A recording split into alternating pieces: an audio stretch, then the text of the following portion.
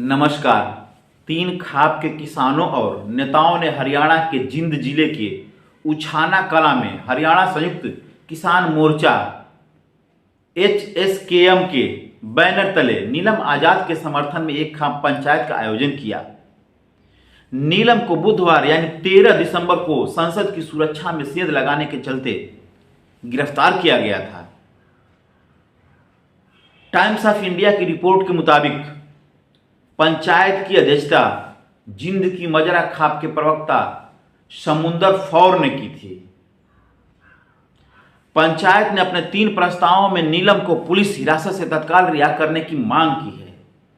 उनके खिलाफ आतंकवाद विरोधी कानून UAPA के तहत लगाए आरोप वापस लेने और मीडिया से इस मामले में निष्पक्षता बरतने का आग्रह किया है।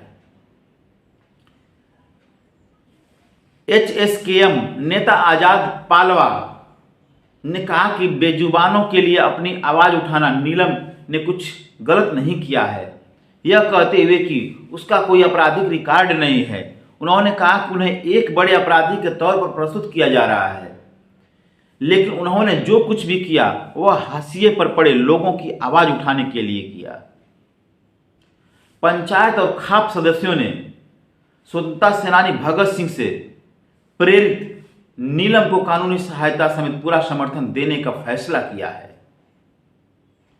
पालवा ने कहा, हम नीलम की शीघ्र रिहाई की मांग करते हैं, अन्यथा मामले पर विचार करने के लिए हरियाणा की सभी खापों और किसान संगठनों की जिंद जिले में बैठक बुलाई जाएगी और बड़े फैसले लिए जाएंगे। उनके परिवार के सदस्यों को चिंतित न होने के लिए कहा जा रहा है और भविष्य में कुछ भी गलत होने की स्थिति में वे किसानों से संपर्क कर सकते हैं।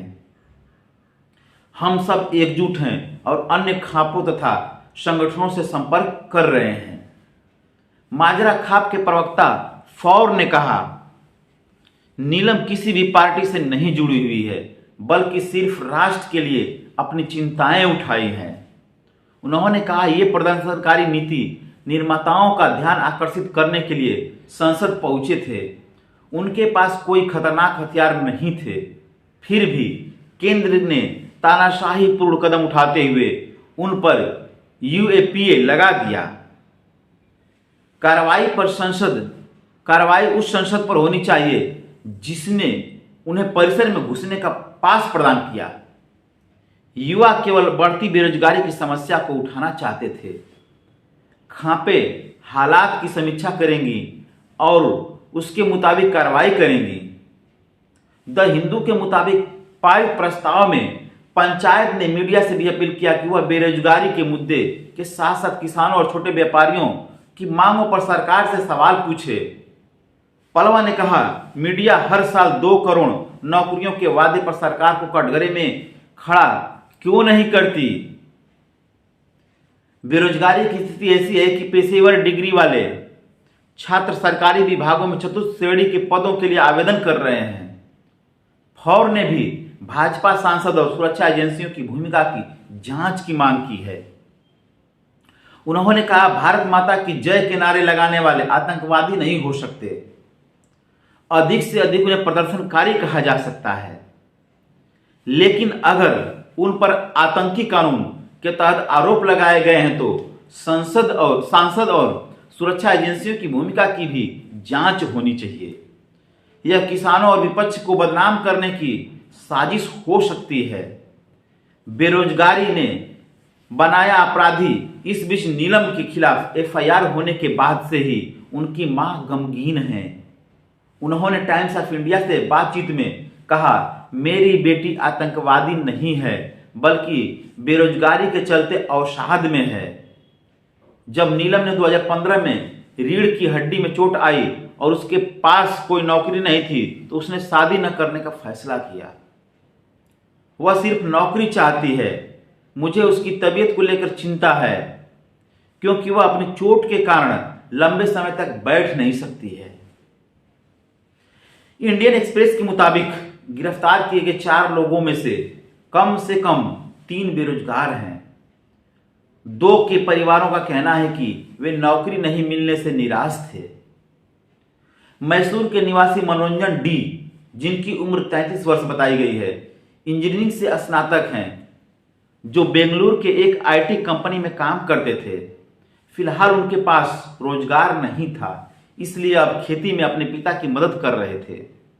लातूर के अमोल शिंदे, जिनकी उम्र 25 साल है, सेना भर्ती में असफल रहे और जिंद की नीलम प्रशिक्षित स्नातक शिक्षक की नौकरी पाने में असफल रही।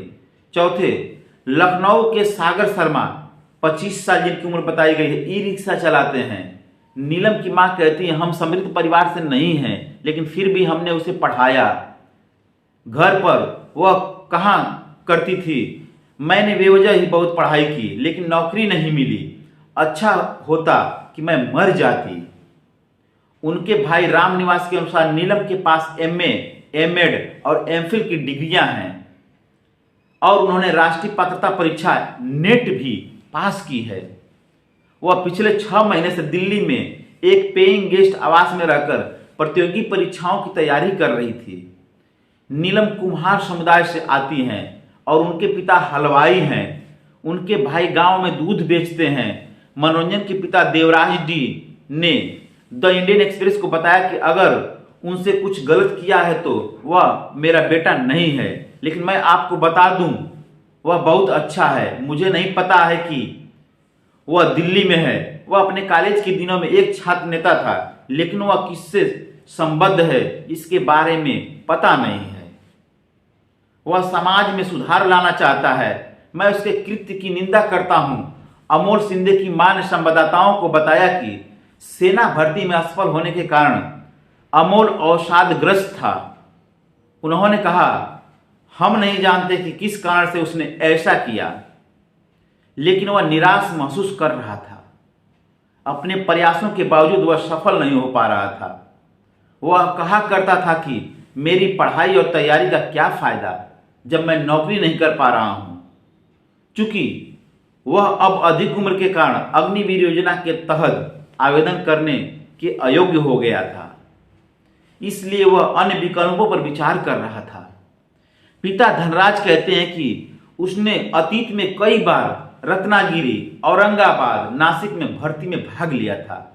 वहीं सागर की 15 वर्षीय बहन ने बताया कि वह अब पहले बेंगलुरु में काम करते थे, लेकिन पिछले 2 महीने से वह किराए का ई रिक्शा चला रहे थे। सागर के परिवार में उनकी बहन और माता पिता हैं, जो मूलतः उज्जैन के रहने वाले हैं और पिछले 15 वर्षों से लखनऊ में किराए के मकान में रह रहे हैं। सागर के दोस्त विवेक जायसवाल ने उसे स्वतंत्रता सेनानी भगत सिंह का समर्थक बताया और कहा कि उसे अभिनय में रुचि थी। मालूम हो कि बीते 13 दिसंबर को संसद की सुरक्षा में तब गंभीर चूक देखी गई जब 2 व्यक्ति दर्शक दीर्घा से लोकसभा हॉल में कूद गए और धुएं के कनस्तर खोल दिए थे, जिससे सदन की कार्यवाही बाधित हो गई।